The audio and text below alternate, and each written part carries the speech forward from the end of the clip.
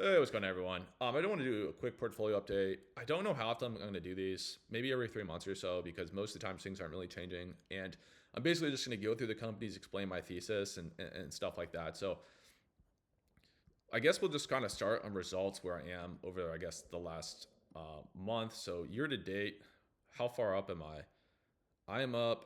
This doesn't even show a percentage. It looks like I'm up about $1,000. It's worth noting I only started investing about a month ago in early May, so my portfolio is not going to be tracked well against the S&P 500. So I know the S&P 500 is up quite a bit this year. I am obviously not because my money was just sitting and earning like interest really for most of the part of this year. I have 6.2% cash that I want to invest. And I am currently looking at some interesting companies to move this cash. I'm also going to have a little bit more cash available here in a month. So, what I really want to do is I want to put another two more companies in my portfolio, and I want to allocate $10,000 to each of these companies. So, that's kind of the plan. And then I think I'm at, let's see, 6 companies now. That put me about 8 total, which I'm pretty comfortable with. So, I kind of always want to be 10 or less. That's my thesis is I really don't want to have to keep track of more than 10 companies. I really want to place my bet on 10 solid companies. And yeah, it's just really my investment philosophy. So let's go ahead through each of these companies and why I own them. Arch Capital Group is the company I've actually spent the least amount of time researching. Is basically a buy recommendation. I looked at the price, looked at the PE, their relative growth, everything. It just looked basically it's just a very interesting company. Their insurance, they do reinsurance, insurance, and they do mortgage insurance. The TLDRs, they're like a serial acquirer. They have the great balance sheet. They have like $40 billion worth of just basically bond earning equities. So for me, it's like, what is the interest rate on that? I mean, I think it's probably like $1 billion a year of just earnings from those bonds, maybe a little bit more, and then with the sheer amount of premium they're writing as well, I think they're making probably another like $3 billion a year in terms of premium earnings. And most of their earnings do come from premiums. Their combined ratio on their insurance is a little concerning to me. It's like 95%, and I need to go back historically and see if that's normal for them, because certain markets, like I would guess the combined ratio for like cars is usually 85%, for instance. That seems like very normal, just because the future of cars seems pretty predictable. So in general, just like also their CEO has like a 94% rating in Glassdoor. So in general, like it's clearly a very popular company, or like a lot of people enjoy working there. Serial acquirer, just in general like a great insurance company. And then we also are in a hard market still for insurance, so that's why Kinsale Capital, actually we can see it right here. Kinsale's done really really well, which I'm thinking about buying another insurance company. It's actually on my there's two companies, Kinsale and Skyward, are kind of on eyeing. So I'm going to take a look and just kind of decide between two of these to allocate my portfolio to. So Amazon's a really simple play. They're the cheapest Magnificent Seven. They're the only Magnificent Seven company that's definitively, in my opinion, 100% undervalued right now relative to their growth. When I look at Amazon, things I like that they have multiple lines of business. So, really their main business is e-commerce. They're doing great in AWS as well. Their advertising business is growing, which is basically their ability to advertise, people's products on their platform. So, if you have the biggest e-commerce platform in the world, you have to imagine that there's significant opportunity in terms of their advertising business. So, I think for me personally, that's one of the things I'm most interested in terms of Amazon is, where their advertising business is and where it's going to go. And that's really kind of the bet for me currently in terms of Amazon. I also like the exposure to AI here. So AWS is huge, obviously within the cloud computing space. The only company that will compete with them, and I think we'll start to share the space more and more, is Microsoft's Azure. So I think these two will be very big competitors with each other. So if you want access to basically AI compute, I think Amazon's a great option. Warrior Met Coal has been my best performing company so far. So the coal it basically does metallurgical coal, which you need to build steel. You can get steel either recycling, which isn't really producing it, and there's also another way to do it. I forget how you do it, but it's much more expensive, much more complex. So historically, and it's going to be like this for the rest of the century, if you want steel, you need metallurgical coal. So basically, they have two producing coal mines and a new coal mines coming on in the next 2 years. This is literally the play. I'm basically betting on that coal mine coming online, and I'm basically betting on those future cash flows. And I think the reason why you can see this having gone up quite a bit is basically based on that like bet of mine. I think the ceiling for this company is like $100 a share. You're selling a commodity, so it really is a cash flow business.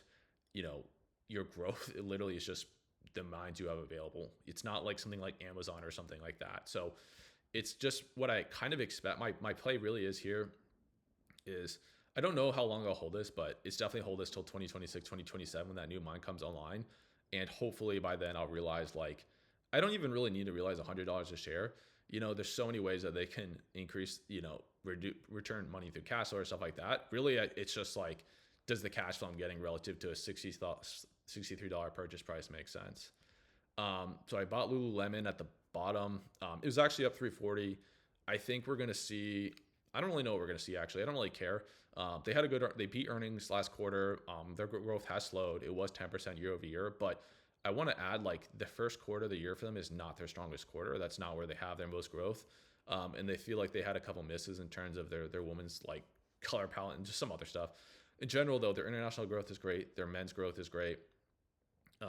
So I'm still just think the company's solid. I view Lulu in line with like some of the other premium clothing brands.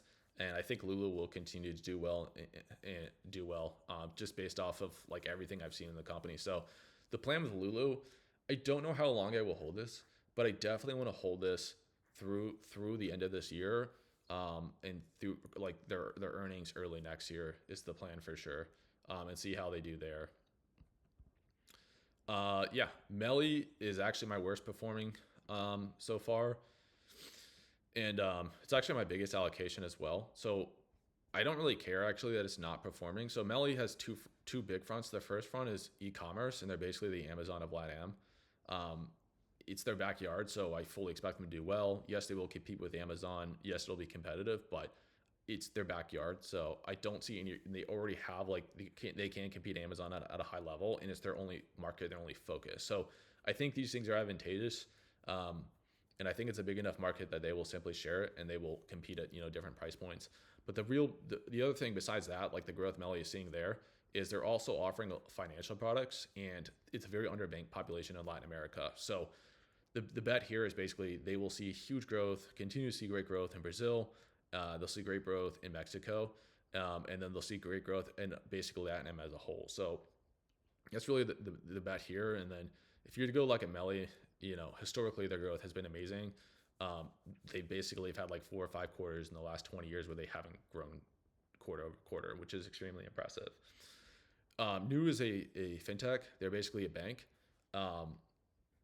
Of all my companies, you can actually see it's like Warrior Medical is pretty down here in insights, but it's actually one of my lowest insight scores. But in general with Nu, like the bet in this is simple. They basically are a fintech bank. They're a fully digital bank. They're in a very underserved market. The bet is basically just like, hey, they're competing when there's not a lot of competition in this space. They're adding, 1.8 million new users a month, and the revenue per customer is growing month over month. So if they're gonna add another 100 million users in the next 5 years, is my prediction. They're at 100 million already. I think it's totally practical that in 10 years, we with 200 million users, it's just like you look at 5 years online. Like they'll double their user base, and they probably will comfortably double their average revenue per customer as well, and then they'll continue rolling out more products. So it's more just like there's so many ways they can grow revenue, and they're growing users. It's just kind of like I just don't see how this company won't do well ultimately. What I'd like to see from Nu, it doesn't make sense to do right now, but if their price gets hammered enough, or their price per earnings starts getting to a better point, I would like to see them start doing buybacks and reducing their share count, because they do have like 1 billion shares outstanding or something, or maybe it's 5 billion shares outstanding. It's quite a hefty number. So yeah, I guess that's it. Yeah, I guess this is pretty much it. I just want to take a look at Melly really quick and just kind of show you. If you go to the year-over-year growth, it's just been fantastic. I mean, they doubled in 2 years, and it's like you go back and you can keep seeing they've doubled like every 2 years for a while now. So it's been pretty fantastic growth historically. What's their lowest growth year? I mean, basically nothing. So I think they're going to continue to grow extremely quickly. And yeah, if the price gets hammered enough, I'll definitely build more positions. So yeah, that's my portfolio update. I think I'm up like $1,000 for the year. I only started investing a month ago in May, so it's really not that significant. It'll be much more significant come like this time next year to see how I've done over a year relative to the rest of the S&P 500. My only real goal is to not lose money actually, because this is my first year investing in stocks. So I'll be pretty happy if I don't lose money. And I think really honestly, with my current allocation, a lot of these companies are pretty safe bets. I think like my riskiest bet of all these, there's probably these LATAM companies in Lululemon maybe. Because if Lululemon were to miss earnings or something or start to decline, I'd probably get hammered. So yeah, that's that. Hope you all enjoyed.